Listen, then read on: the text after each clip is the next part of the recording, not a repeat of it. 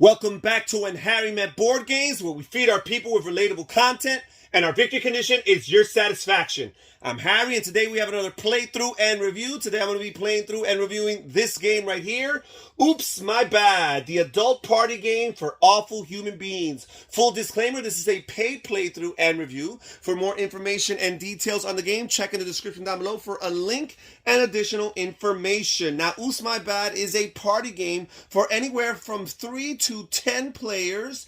There is a minimum age experience required of 17 and older. This is certainly an adult-oriented game, and the playing time is anywhere from 15 minutes until whenever. So this is what the game looks like set up. First of all, we have these inbox cards here in yellow, and the game comes with about 100 or so of them in the box. We shuffle these cards up. Then we have tons of these reply cards in this game, and we also shuffle those up and create a separate stack. Afterward, we deal out 10 cards to each player that's playing in the game. For the purposes of this video, I will be simulating a 3-player game. So each player here was dealt 10 cards. Then we randomly choose one player to start. They'll be the first player or the first reader to start the game. So for the purposes of this video, we'll start with the player here to the left being the first player to be the reader. So now the reader on their turn will simply draw the top card from the inbox deck, and then they will read it aloud. It says here, kind of, this is from Pumpkin, by the way, your inbox message. Kind of, sort of, maybe forgot to pick up the kids from school. Are you leaving work soon, or should I go back? So this player has read this inbox card, and now the other two players are going to look at their hands of 10 cards, and they're going to choose the card that they think best matches or best responds or replies to this initial inbox message, or perhaps the one that's the most ridiculous, over the top, and hilariously funny in order to provoke laughter in the reader and hopefully gain their favor by doing so. So we've got all these cards here. This says, I'm going to stop you right there. You have achieved comedy. Guess I'll just call 911. You weren't supposed to do that. You're definitely going to hell for that. I'm not very good at it, but it doesn't matter.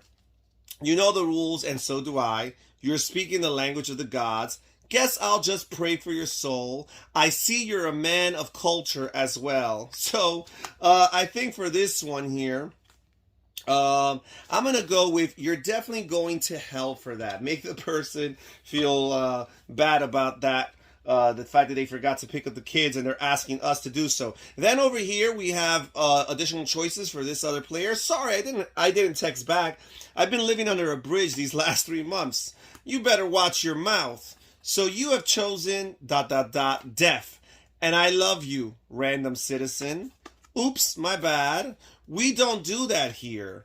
We have a city to burn. You get what you deserve, because that's what heroes do. I hope mom and dad don't fight out. Sorry, I didn't text back. I've been living under... Okay, we went through all of these. So I think we're going to say we don't do that here. Now that the two players have selected their cards, the reader will take the 2 cards, or in the case of a larger game, the larger stack of cards, and they're going to shuffle it in order to not know which card came from which player. That way their bias will not be involved in their decision. So they will just shuffle these cards, and then they will read all of the replies that were turned in aloud. So we have this here. You're definitely going to hell for that. Oh my goodness. And we don't do that here. So this player here is just going to say that they prefer the you're definitely going to hell for that card. Now at this point, the player who selected this reply card is going to reveal themselves, announce themselves, and they're going to collect this reply card and keep it separate from the rest of their reply cards as a victory point. This is the goal of the game, to win as many of these reply cards as possible. Then all other reply cards that were not chosen are simply going to be set aside in a discard pile. Now that this player, this reader, is done with their turn, play passes to the next person to the reader's left, or in clockwise order. So we're just going to go over to this player here for the purposes of this video. And also, each player that spent a reply card is going to draw a reply card in order to replenish their hand to 10 cards. Now, this player here will draw the top card from the inbox deck, and again, they're going to read it out loud. It says, and this is a message from Mike, it says, "Mom, I want to have a party this weekend. Is 60 people okay?" And now again, the other players, will look at their cards here, and they will choose to read them and see what they want to do here. We have a city to burn. You get what you deserve, because that's what people do. You know what? I think we have a city to burn might be a good reply to this. There's 60 people coming over for a weekend party. Let's burn it up, huh? So another important rule for this game is that at any point, a player can choose once per round, once per turn, to discard any one card in their deck and draw a card in return. So we're going to get rid of this "oops, my bad" card here and draw an additional card here. It says, "The ability to speak does not make you intelligent." So that sounds like a pretty good one to use. So this player is chosen. We have a city to burn. Again, we choose it face down, so the players actually don't know what's going on here. And now this player is going to look at their choices. Says, "I think that makes you very sexy. Are you challenging me? No, God, please no. You're the dumbest man alive. You're so British. No, I don't think I will. Emergency meeting. I'm never gonna financially recover from this. I don't even know who you are. What happens in Vegas stays in Vegas." Sure, let's go with that one. And again, once all cards are chosen, the reader, the active player, will shuffle all the cards. They'll read them aloud. We have a city to burn. What happens in Vegas stays in Vegas. And being that this message was sent to Mom, this would be a very funny reply to get in return. What happens in Vegas stays in Vegas. So the reader will choose this card. And again, the player who chose this card or turned in this card will announce themselves. They will be rewarded this reply card as a victory point, and all other unchosen or unselected reply cards will simply be discarded. Again, play passes along in clockwise order to the player to the left. In this case, for this video, we'll pass it over to this player here on the far right. And each player, again, is going to replenish back to 10 cards in their hand. And this player here is going to read the top card from the deck here, the inbox deck. And it's a message from Michael, and it says, "I'm going to name my daughter after my wife. That way, when I ask for a beer, I'll get 2. So now all the other players are going to look at their cards again and choose an answer to that. Now, really cool feature in this game, these type of games here, where there's a judge and there's cards that are picked at random, usually for the sake of humor. But one interesting nuance in this game is that at any point, if a player doesn't like a ton of their cards, they could always turn in one of their reply cards, which is one of their points. This is the end game victory condition. They could turn in one of these reply cards that they've scored in order to discard their entire hand and draw back a new hand of 10 cards. Now, that could be very helpful if for whatever reason you feel like the cards you have in your hand, like several of them do not work. It might be worth, or do not work for you, it might be worth discarding the whole hand and doing that. So this player is going to do that. He's going to turn in the 1 point and draw a new hand of 10 cards. 2, 3, 4, 5, 6, 7, 8, 9, 10. And they're trying to see what's the reply to this. Will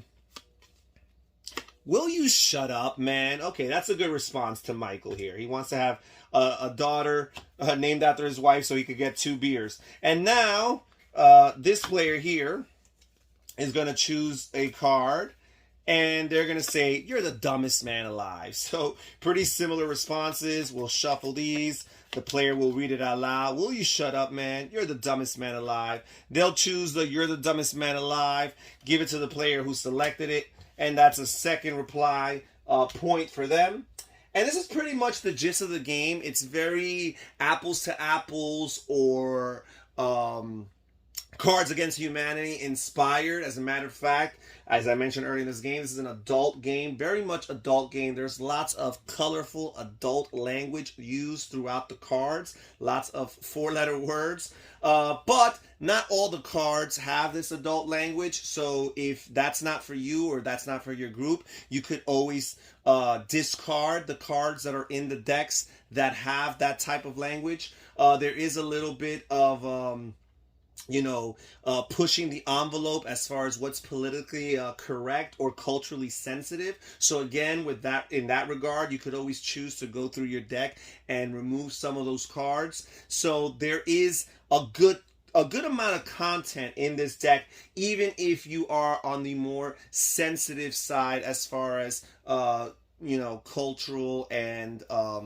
politically correct statements. Other than that, it plays very much like games with apples to apples, except it gives you that tactical advantage of being able to discard one card per turn in order to redraw a new one that perhaps will be more helpful for you, or even make the very tough and difficult decision to discard one of your already scored replies, one of your points, in order to win the game. And by the way, the first player who scores 5 cards according to the rules would be the winner of the game. Obviously, with a game like this, you could probably modify it, make the game longer if you so see fit. Perhaps if you're playing at a larger player count, you might want to consider actually lowering the amount to maybe 4 or 3 cards. But again, these kind of games are open to those kind of changes. They're easily made and don't change the ebb and flow of the game. So if you're interested in Oops My Bad, again, check in the description down below for a link for more information and details. Thank you so much for joining us for this video here, for this playthrough and review at When Harry Met Board Games. This is Harry saying take care, everybody. Stay safe, stay healthy, and have fun gaming. Bye-bye.